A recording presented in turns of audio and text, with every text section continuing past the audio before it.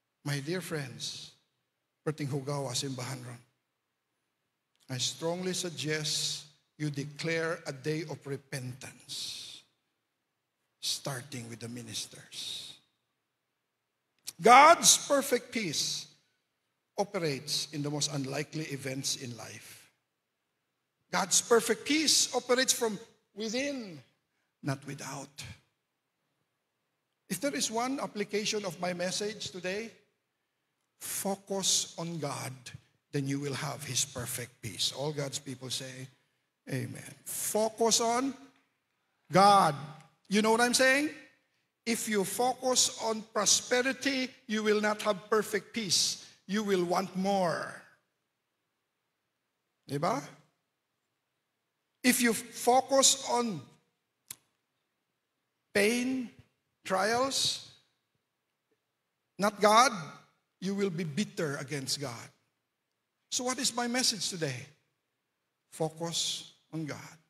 If you focus on God, whether it be prosperity or pain, you can handle it because your focus is God. Amen? Are you getting it? To my good friend, I look at the day when the good senator becomes an ordinary man, and he is, and his wonderful wife, Jinky.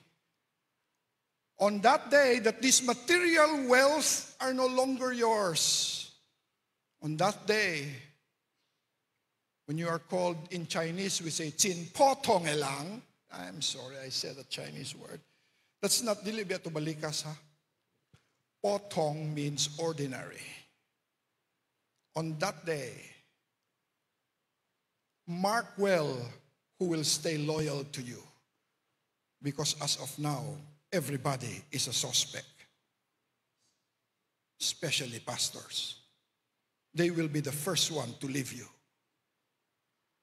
Will I leave you? I don't even know you.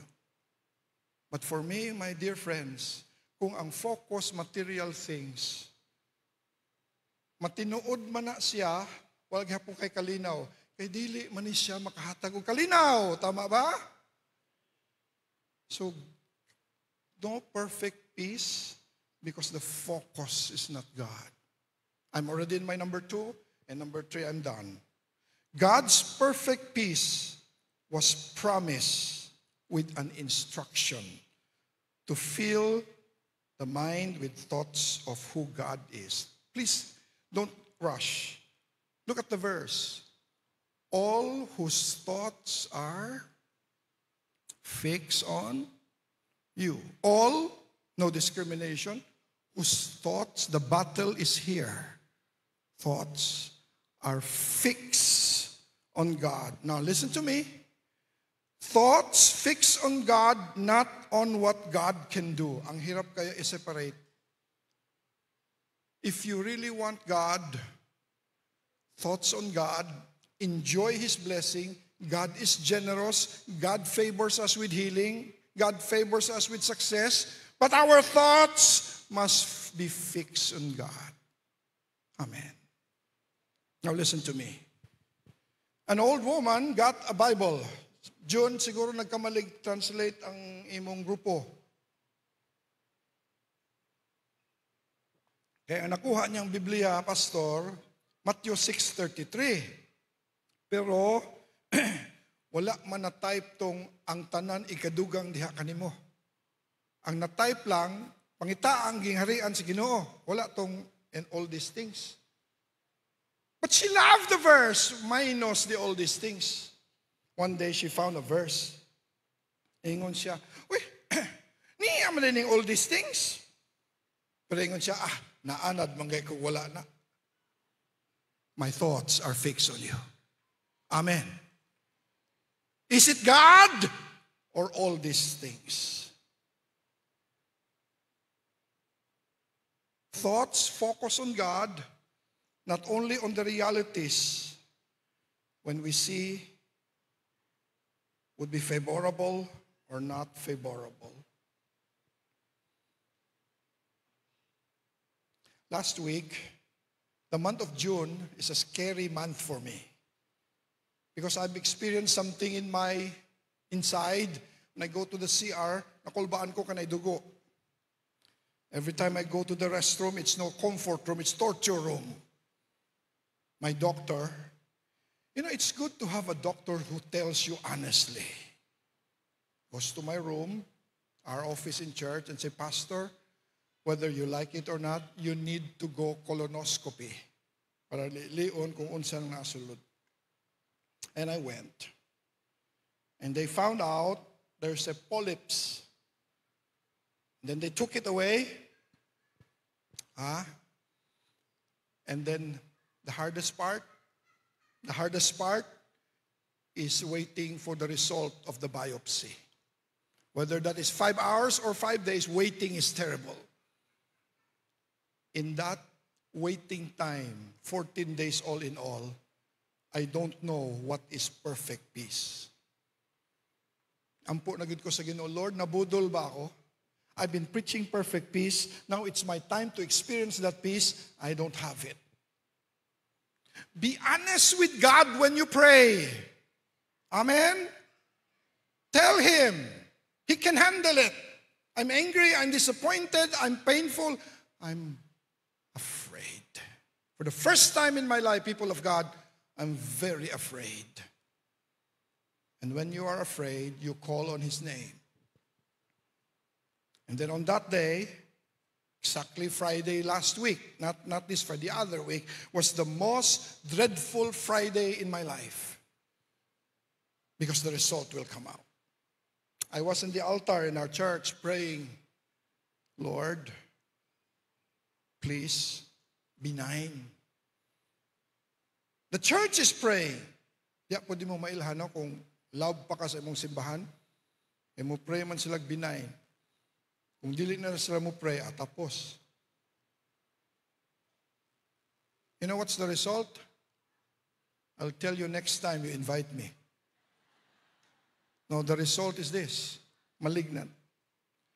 When I heard the word malignant, ako, patay ng insik. Malignant means cancer. And for the first time, the world shuts off. I asked my doctor, how many months left?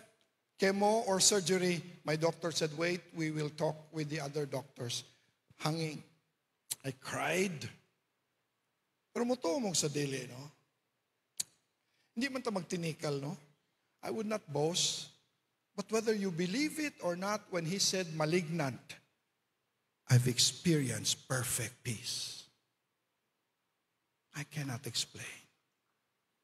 Bad news man unta. But that moment, I said, uy, you should worry now. You should hate God now. But for the precious moment, I think, wow. Woo. You know what I'm saying? Wala gyud na makakang Biblia. Amen. When God says perfect peace, He means perfect peace, not dependent on your health, not dependent on your wealth, dependent on the source. So I went up to the other pastors. I will break to them the bad news that the senior pastor had malignant thing. Pero mga igsuon, wa pa ko naka-step sa elevator, nagtawag na po akong doktor. And then he said, Pastor, the one who took the polyps said, sa taas malignant, pero sa roots wala.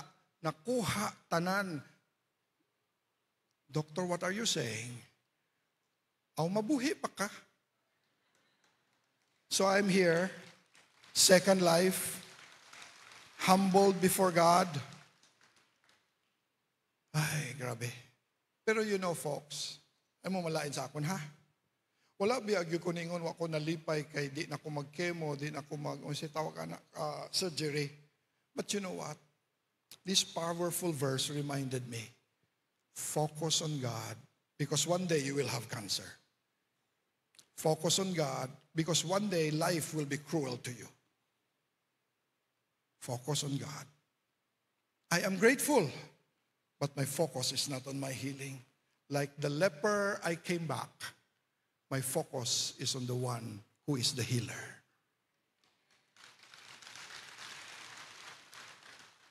Gusto ninyo mabaton ang perfect peace?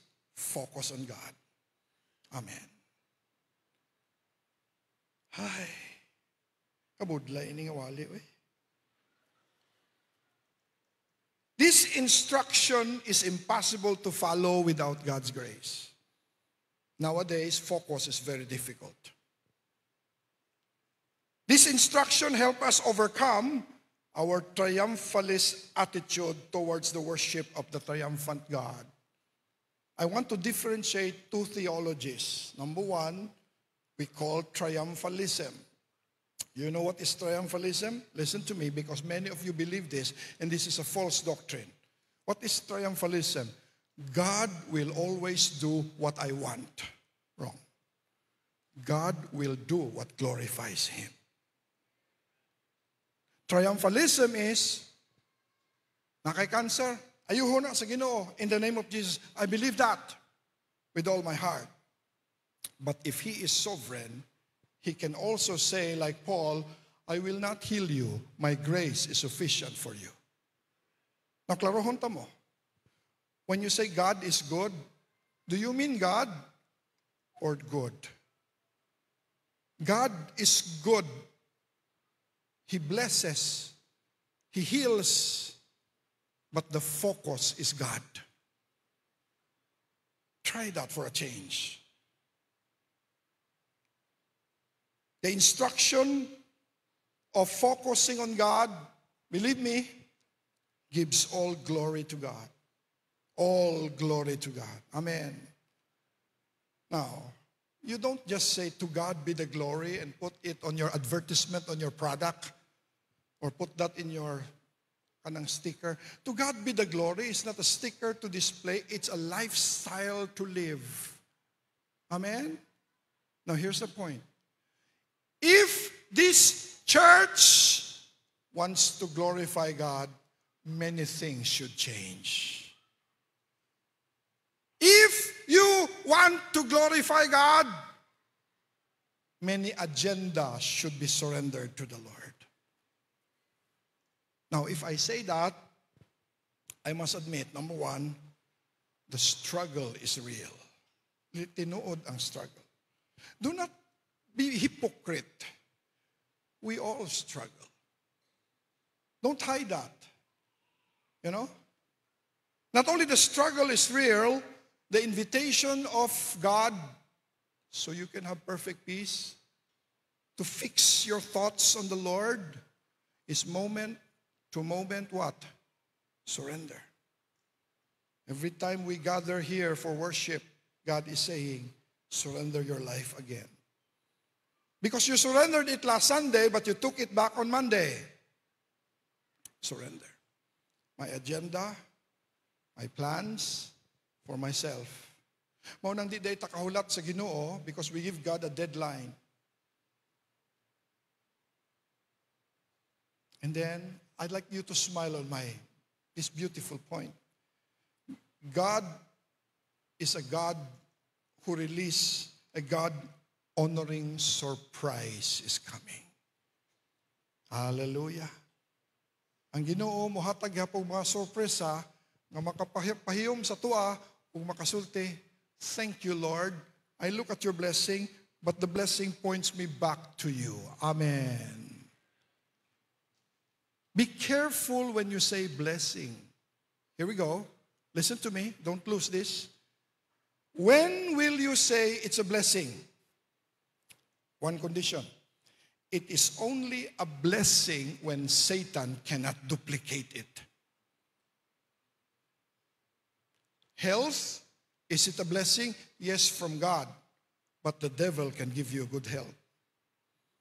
Tama ba? Wealth, he's an expert on that. Every time you dedicate a car, dedicate a store, you always ask yourself, how did you get this? Then it's called blessing. But if people are oppressed, if others are robbed, if others are nangilad, you cannot call that a blessing.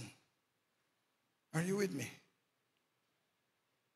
Now, God will give you a blessing that the devil cannot duplicate, and the devil cannot afford. Only God is. That is perfect peace. Hallelujah. Perfect peace. Perfect peace. The promise of God's perfect peace, my last point, comes directly from God being present. I love that. Present. Naa siya. Now here we go. Verse 4. Can we read that aloud? 1, 2, 3. Trust, for the Lord is the eternal rock. Commit that to memory. One more time. Trust in the Lord always, for the Lord God is the eternal rock. Wow! Who is the eternal rock? God. Now, here we go. Amo kasuko ha? God did not promise you that you will always be healthy. He did not. God did not promise you that you will always be wealthy. What is God's promise to every believer? Huh? You want to know what's God's promise? Sure, good. This is His promise. My presence will always go with you. That is His promise.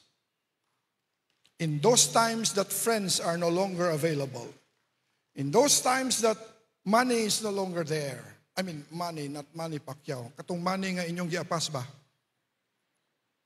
Kwarta. In those times where, you know, Mr. Senator, I have a friend in Iloilo, he's a lawyer. Perti niyang sukua, kay naay nagregalo ko no niya, nga fake fundador. Kanang fundador nga ilimnon, pero gikan sa Buanga, ang sulod di ay kay Cha. Perti niyang sukua kan fake fundador. Butang yun. But my lawyer friend said, okay lang. Itagaan ko niya fake fundador, pila to ka box. Di na ako masuko. Daghan man po kong fake friends, akong ipanghatag ni nila. My friend, what is God's gift to you? His presence. Amen. Do you know a man named Moses? Si Moses ba, kaistorya niya si Lord, and God told Moses, dali ra ko diri Moses, this is my promise to you. Dili na takataga ang sakit sa ulo. Kanang mga Israelites ro na imo nakita nga mga sakit sa ulo, ako na ng kuhaon. Wala na kay sakit sa ulo. I will give you peace. I will give you wealth. I will give you health. But there's one thing you will not have. My presence will not be there. You know what Moses said? Get it all, but let your presence stay with me. Kanindot, no, Pastor John?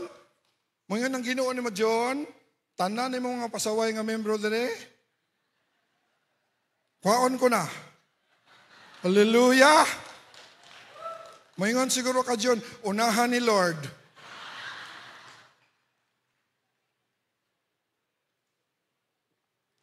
Usahay kay bulungan ang kinabuhi, no? Katong mga dautan, buhi pa. Katong mga buutan, nauna na. Mao sigurong buhi pa ta, no? So, maingon si Moses, Lord, kuhaan na, bahala nagsakit sila sa ulo. Bahala nagwalay wealth. Bahala nagwalay healing. But God, don't you leave me for a moment. But I have a feeling a lot of you would say, God, bahala na ka. Basta na ako'y pajero. Bahala na, wala ka, Lord. Okay lang, bisitahan lang ko once a week. Basta okay akong lawas. That's the problem with us. You know what's God's gift to you? Perfect peace, His presence. Hallelujah. I felt that last week, and I said, Lord, here is my admonition to the church. God's presence over many pressures from inside out will help you have perfect peace. Amen. A lot of pressure. Lord, have mercy. Nagunahon ako gabi, Manny, Senator, Your Honor. Kung imong balay ba, ihatag ni mo na ko. Just in case makaw, Pastor, imo na ni. Nahuna ko, mahalang floorwalk sa niyo. Saan ako ni paglimpyo? Sus, nakita na ako to yung mga auto. Ihatag, ang pulong na ako, mauni. I'm joking with the senator. I'm saying, if you are not spiritually ready, all those blessings will be a curse. No pastor is ready for that. Be contented with a rented place. Because Apostle Paul rented a house in the book of Acts. What I'm saying, wealth, power, without God's presence is unending pressure. Am I right? But if God gives you power, if God gives you wealth, with His presence, you can survive. So which one you want? Power, wealth, or presence? Take. Since presence mo, pandamay. The honest answer should be, it's a struggle. Because we wanted that. Tama ba? But you know, God can give both. Amen? God can give both only to a selected few. And the last pastor who had so many houses and money and cars are no longer loyal to God. We have one in Mindanao. We have one in our city. But you know what? To be honest with you, I do not agree with the doctrine of Pastor Kibuloy. Mali man yun, klaro. Diba? Pero mas may grabe pa kay Pastor Kibuloy. Ang mga evangelical pastor who don't say they are God, but they act like God. You are more dangerous. God's presence is enough. But God still blesses. It's another one. God's presence helps me overcome my many false assumptions. Many false assumptions. Ampo dyan ko binayin, oy. Malignant. And then God healed, pero I'm still disappointed. God, dapat benign. But you know what? After I announced that to the church, I came down from the pulpit. Many people came to me, cancer survivors. They hugged me and said, Pastor, we're with you. And then I realized, mga pastor, stop being busy with other activities if you cannot minister to the needy members of your church. To visit the widow. To listen to the poor. This is our job.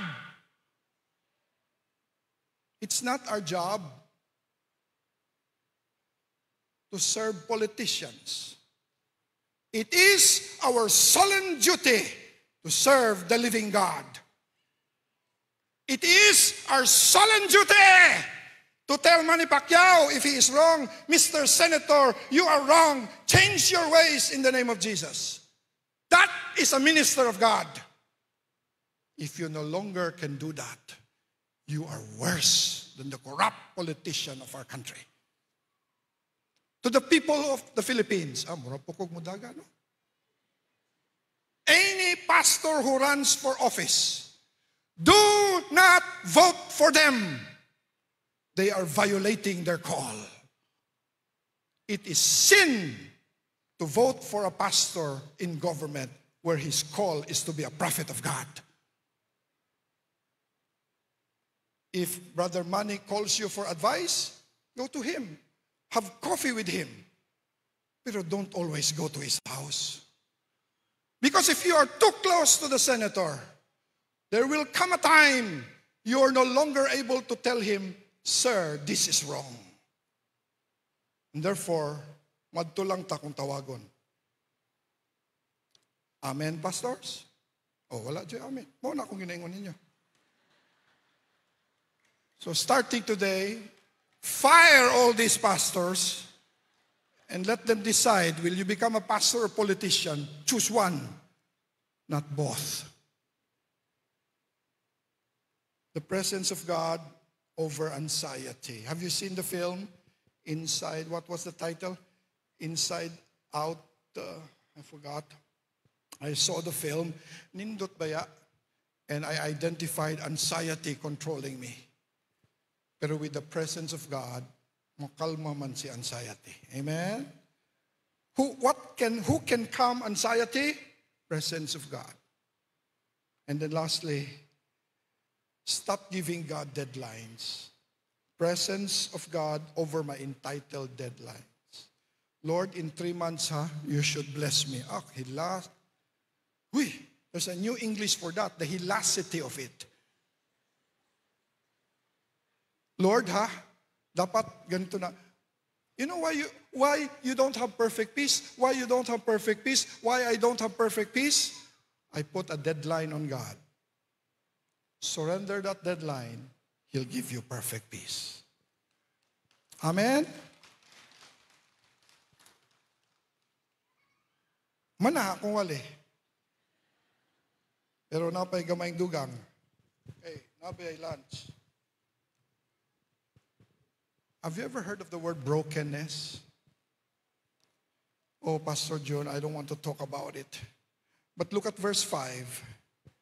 Verse 5 says, He humbles the proud and brings down the arrogant city. He brings it down to dust. Jensen, stop calling your city great because God will humble the proud. Long time ago, General Santos, gamay pa mi ato Namduman ninyo? Kada kanto diri sa Jensen may evangelical church. You are known as the most evangelized city. You know the problem with that now? You boast about it and God took it away. Can we read the verses and then I promise, tapos na ta. Read verse 12. 1, 2, 3. Lord, you will grant us peace. All we have accomplished is really from you. Amen. You want peace? The last part. All I have accomplished is really from you. Then comes perfect peace. Amen? Not 50-50. All I have accomplished. No. Wala atik ba? Kana bitong daygon ka, ma-allergic na ka sa pagdayig sa tao because you know, all you have accomplished is really from God. Then you have perfect peace. Keep reading. 1, 2, 3. O Lord, our God, others have ruled us, but you alone are the one we worship. There's perfect peace. Others have ruled us. Babylonians ruled us. Assyrians ruled us. Pero Ginoo, samtang sila nagadumala ka namo, ikaw lang yun ang among gisimba. Now, how about if I change the word without violating the scripture? Look at the verse. Others have ruled us. Now, put it this way. Here we go. Others have helped us. Dako kay tagtabang gikan sa uban. You know, as a pastor, dili ko makahambog, no? Kay magsulti man sila nga kaming mga pastor, ubigay ni. Alam niyo ang ubigay ni? Bigay niya, bigay. We pastors are gifted. Gift money. Gift money, hatag sa akon. Sapatos ko, gift man. Pero ang akon underwear, ginbakal ko gid na. Eh kung magkabawi ay, hindi ko bold star pagpuli Mga pastor, hindi man kita, sige, baton sanggip, magbakal man ta sang aton nga underwear. Para may mga membro ba ang mamawi? Nga, sao na nimo. Bawion ang kuan, bawion, na. Now, the Bible says, those who have ruled us, we worship you alone. Baliktara daw. Many have helped me, but I only worship God alone. All God's people say, that's perfect peace. Many helped me. I say thank you for the help, but I worship God alone. And if you are the one helping people, make it clear that you are not the source. You are the channel. Amen. Don't say it. Don't just say it. Do it. I look forward on one day na makatauhan diri sa Jensan, dili na maglinya sa balay ni Senator, maglinya sa prayer meeting, ug diha ta mutawag og tabang sa Ginoo. Paghuman sa prayer meeting, didto na ta kay Senator. Ay, baligtad. Dili ay. O niya pa. Verse 14. Listen, read. Those we served before are dead and gone. Their departed spirits will never return. You attack them and destroy them, and they are long forgotten. Do not take revenge on your enemy. Leave them to the hands of God who is true justice. Amen. I like verse 15. O, pang Pilipinas yun eh. Pagbabago yata. Basahin natin. O Lord, made a nation great. You have made us great. You have extended our borders. The most important statement there that gives peace. And we give you the glory. Amen. A lot of politicians want change in our country. But very few said, I sincerely want to give the glory to God. America is not a great nation. God humbles a nation who calls themselves great. But God will bless with perfect peace people who say, my goal in life, whether I eat or I drink, is to glorify you. Amen. This one is nice. Verse 16, bugat. I don't blame you if you cannot read it, but I'll read that for you. If you want to join me, please. Lord, in distress, we search for you. We prayed beneath the burden of your discipline. I end my message today that God's discipline to His nation and to His church and to His people is the way God gives you back your perfect peace. Thank you for the chance of speaking to you. May God bless you. I've done my job, Lord. I'm going to go home, a man of God who told you the truth. And if you don't invite me again, di naman po ko ganahan balik dire. Tablarata. Pero amigo mo ko na June, thank you ha. To the people of this church, thank you for giving me this chance. God bless you, God bless you. All glory belongs to the Lord.